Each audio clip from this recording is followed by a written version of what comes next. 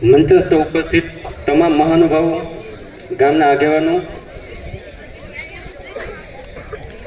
તેમજ મારા વાલા વિદ્યાર્થીઓ, આજનો દિવસ વિદાય આવશે એવી ખરેખર કલ્પના નથી કરી મેં. વિદાયનો જોકે મારી ઈચ્છા તો એવી હતી કે હજી મારે 2-3 વર્ષ આ ગામમાં રહેવું છે, પણ સંજોગ વસાત એવું બન્યું કે આ વખતે મારો જિલ્લામાં વતનમાં વારો આવી ગયો. એટલે ખરેખર રાકેશભાઈના જે શબ્દો બોલ્યા છે, આ અમારા અંદરની જે ભાવના છે ને, અમને હજી એવું નથી લાગતું કે રાતે સૂતા હોય ને તો અમને સપનું આવે કે હજી હું લાખણકામ જ છું. અમે જે મેં 7 વર્ષનો સમય ગાળ્યો છે, આ સમય દરમિયાન મેં મારી શિક્ષક તરીકેની ભૂમિકા કે મેં મારા પૂરી તાકાતથી અહીં કામ કરવાનો મેં પ્રયત્ન કર્યો છે.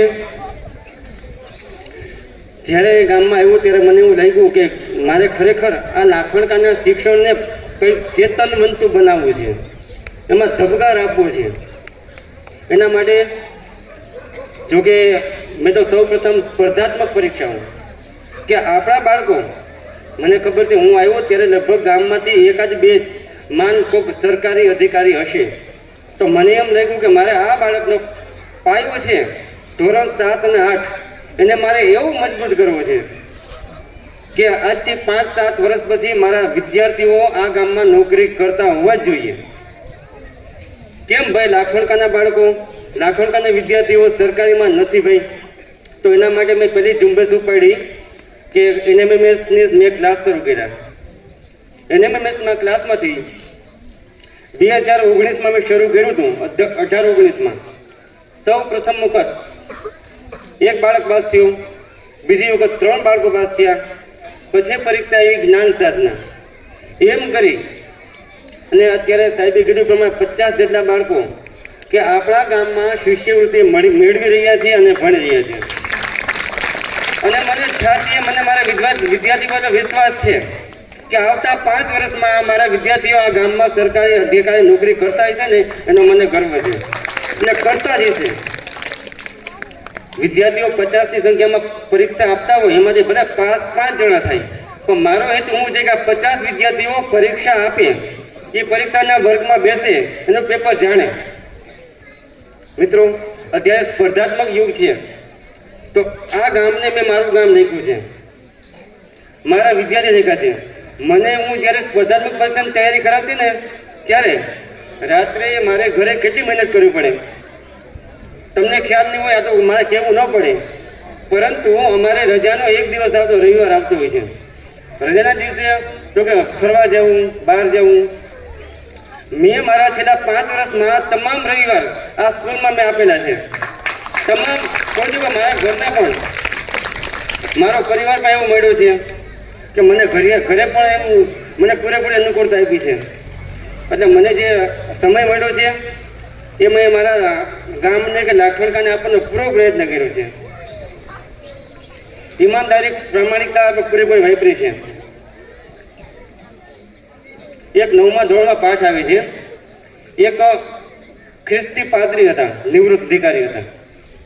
એને કોઈ એમ પૂછ્યું કે સાહેબ, આ દેશમાં એટલી બધી ભ્રષ્ટાચાર કેમ છે? એટલા લોકો કેમ અપરાધ કરે છે? આ દેશમાં તો મહાપુરુષો થઈ ગયા છે, સ્વામી વિવેકાનંદ, ગાંધીજી, સરદાર પટેલની ભૂમિ છે, તો આમાં આટલા લોકો કેમ બધો ભ્રષ્ટાચાર વધતો જાય છે? ત્યારે એ ભાઈએ બહુ સરસ જવાબ આપ્યો કે આપણા ભારત દેશમાં પોતાની ફરજ પ્રત્યે, પોતાની નોકરી પ્રત્યેનો કોઈને ગર્વ નથી. જ્યારે વ્યક્તિ બેકાર હોય છે ત્યારે ભગવાનને પ્રાર્થના કરે કે મને નોકરી મળી જાય તો ભગવાન હું આટલું કામ કરી દઈશ, પણ જેવી નોકરી મળે છે તો એ પણ બેદરકાર થઈ જાય છે. પરંતુ આવી કોઈ પણ જાતની અમારા લાખણકા સ્કૂલમાં એક પણ શિક્ષક એવો નથી. હું તમને અત્યારે મારા 7 વર્ષના અનુભવથી એમ કહું છું, મારા પ્રયોગો હું જે કરું છું, જેટલા એવોર્ડો મળ્યા છે મને, એની પાછળ મારા તમામ શિક્ષક પરિવારનો સાથ આપેલો છે. પડદા પાછળ મને 100% આધારસ્તંભ બનીને ઊભા છે. એટલે આ લાખણકામાંથી ખરેખર ઘણું બધું લઈ જાઉં છું હું. વિદાય છે એટલે ભાવુક તો થઈ શક્યા મેં, પરંતુ અમે એટલા હિંમતથી એટલા માટે જાઉં છું કે મેં આ ગામને જે વસ્તુ આપેલી છે ને, મેં જે કર્મ કર્યું છે ને, એમાં મને કોઈ જાતનો મને અફસોસ નથી કે આ મેં કચાશ રાખી છે. અને હરેક વ્યક્તિનું જન્મે છે તો પરિવારનું લાલન પાલન કરવું અમારી ફરજ હોય છે, પરંતુ આ સમાજનું, આ રાષ્ટ્રનું, આ ગામના એના આપણે ઋણી હોય છે. એનું કાર્ય કરવા માટે શું કરવું? આ દેશની પણ સેવા કરવી આપણી ફરજ છે. તો કે આના માટે અમને આ બાળકોનું જે સંવિધાન પરમ પૂજ્ય પાંડુરંગ શાસ્ત્રી કહે છે, સરસ વિડીયો કેન્દ્રમાં મને એક વાત મારા ગળે ઉતરી ગઈ. એને એમ કીધું કે શિક્ષક કેવો હોવો જોઈએ? 11 થી 5 કામ કરે એ તો બેસ્ટ જ છે, એનું કર્તવ્ય એ તો એનો એક નિયમ ધર્મ છે. પણ સમયદાન દ્વારા એક્સ્ટ્રા સમયથી જ્યારે શિક્ષક કામ કરતો વર્ગમાં થઈ જશે ને, ત્યારે ગામનો ઉદ્ધાર થશે. તમામ એક શ્રેષ્ઠ નાગરિક તે ગામમાં જન્મશે. એટલે મેં મારા સંવિધાન દ્વારા પણ ઘણું કામ કરેલું છે. અને હું ખૂબ ખૂબ આ લાખણકા ગામનો પણ આભાર વ્યક્ત કરું છું. મારા બાળકો, મને આ ગામની એક 2-3 વસ્તુ બહુ મને પ્લસ પોઈન્ટ લાગે બાપુ. આ ગામમાં છે ને, આ ગામમાં એકતા આપણે 2 વખત ગામ જોવાળા બંધ થઈ છે. ખરેખર આજુબાજુ વિસ્તારમાં ક્યાંય થતું નથી. આ ગામમાં આવા સામાજિક સમયમાં કે હનુમાન જયંતિ હોય ત્યારે એક થઈને જમતા હોય ને, મને આ ગામની તાકાત બહુ સરસ દેખાય છે. અને આ ગામના બાળકો પણ એવા તાકાતવાળા છે. જેટલા બાળકોને ભણાવ્યા છે, મને એમાં અલગ શક્તિનો અહેસાસ થયો છે. હું ક્યારેય થાક્યો નથી. હું રવિવારે આવું કે વેકેશનમાં મેં દિવાલો બનાવી છે, ત્યારે મને થાક નથી લાગ્યો. હું સવારથી લઈને સાંજ સુધી, મને ઘણા કહેતા કે તમે કલર કામ કરો છો, તમે આ કામ કર્યું છે, કેમ કે કોઈને ખ્યાલ ના હોય.